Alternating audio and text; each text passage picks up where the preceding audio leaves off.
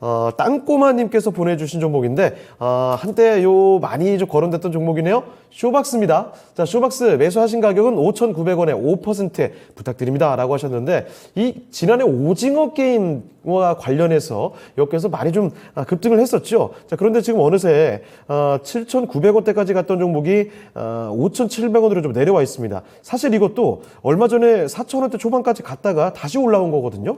자, 오늘 장에 좀 탄력받으면서 거의 매수가 금방까지 갔는데, 근데 이 가격이면 사실 오늘 들어오셨을 가능성도 있어요. 자, 그러면 쇼박스의 앞으로의 전망 알아보겠습니다. 자, 이효열 전문가님, 쇼박스입니다. 5,900원에 5% 어떻게 봐야 되겠습니까? 네, 앵커님께서 잘 말씀해 주신 대로 작년 지금 9월, 10월 정도 되죠. 오징어 게임이 정말 전 세계적으로 히트를 하면서 이제 쇼박스 같은 경우는 직접 제작을 한 건 아니고요. 이제 여기 관계된 회사에 이제 투자를 하면서 같이 이제 컨텐츠주가 엮이면서 크게 좀 올랐던 그런 부분입니다. 그래서 그때 주가가 거의 8,000원 근방까지 한번 갔다가 최근에 보면은 이제 그 이슈가 좀 사그라들면서 주가가 계속 하향했었어요. 훅 꺼졌어요. 네, 그래서 올해 1월 말에 보면은 주가가 거의 4,000원 초반까지 이렇게 내려와 있거든요. 내려왔다가 다시 이제 6,000원 선 근처로 추세를 지금 살리는 모습이에요.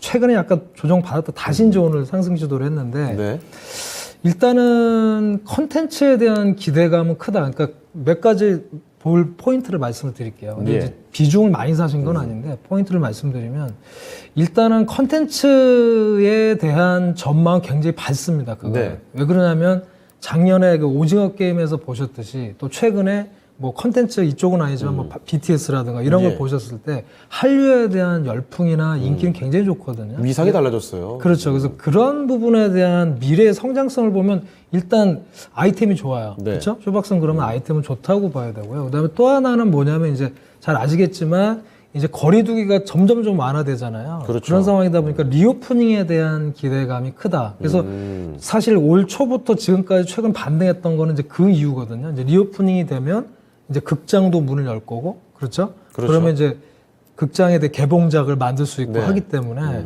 그래서 그런 부분인데 실제로 쇼박스 같은 경우는 보셨을지 모르겠는데 싱콜이라든가 요런 랑종, 싱콜 이런 영화를 제작을 했었거든요. 저도 싱콜은 봤는데. 그렇습니까? 낯설어요, 저는. 그래서 그게 이제 흥행이 만약에 국장이 문을 연다면 더 많이 봤을 수도 있겠죠. 그래서 이제 그런 부분에 대한 기대감이 아마 클 거예요. 그래서 컨텐츠적인 부분, 미래에 대한 어떤 성장성, 기대감은 굉장히 좋다, 쇼박스는. 그래서 그런 의미로 봐주시면 좋을 것 같고요. 그 다음에 이제 두 번째는 이제 흐름적인 측면, 기술적인 측면에서 보면 사실 이 기업 자체가 보면은 실적이 대단히 좋은 건 아니에요. 실적을 보시면 시총은 한 3천억 정도가 되는데 지금 실적 매출이 한 500억 수준, 그 다음에 순이익은 한 20억 정도. 그러니까 사실 실적으로 지금 뭘 대변할 수 있는 건 아니고 향후에 어떤 기대작이라든가 히트작이라든가 이런 게 나와주면 과거에 여기 이태원 클래스 만든 것도 쇼박스가 만들었거든요. 그렇습니까?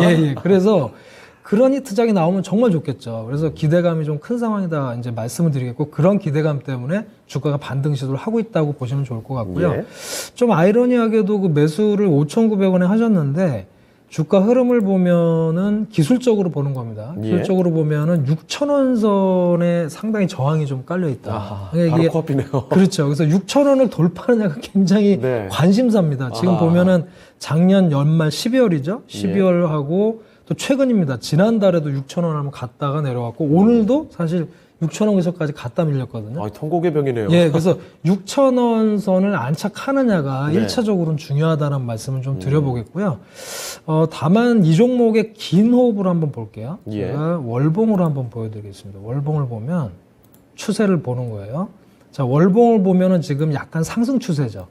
추세는 상승입니다. 그러니까 등락은 커요. 등락폭은 큰데 큰 그림에서 보면 2020년을 저점으로 해가지고 계속 우상향하고 있는 모습이에요. 그러니까 큰 그림에서는 좋은 상황이다라고 말씀을 드릴 수가 있는 겁니다. 그런 상황이고 거기다가 컨텐츠라고 하는 거는 최근에 보면은 사실 이제 애플 TV도 나왔고요. 네. 뭐 디즈니에서도 또 한다 그러고요. 그렇습니다. 뭐 넷플릭스 있고요. 또 우리나라 쿠팡 플레이도 있고요. OTT 굉장히 고를 게 많거든요. 너무 많아요. 네, OTT 업체들이 많아졌기 때문에 예. 그러면 사실은 컨텐츠 기업에 대한 몸값은 커질 수 있거든요. 아, 서로 이제 가져갈 경쟁이 붙을 수 그렇죠. 있으니까. 컨텐츠 제작도 많이 해야 되고 하기 때문에 인기가 높아질 수 있어서 그런 면은 굉장히 긍정적이다. 예. 그래서 제가 말씀드린 포인트들 이런 흐름이 계속 이어질 것이냐 또 리오프닝 되면서 또 이런 극장에도 사람이 몰려드느냐 네. 이런 것도 한번 보시고 또 말씀드린 6,000원선 확실히 안착되느냐까지 보시면서 대처하시면 좋을 것 같습니다. 네.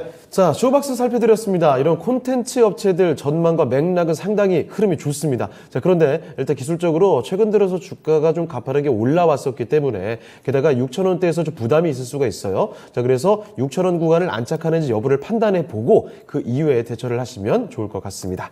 자, 이렇게 땅꼬마님의 쇼박스까지 살펴드렸고요.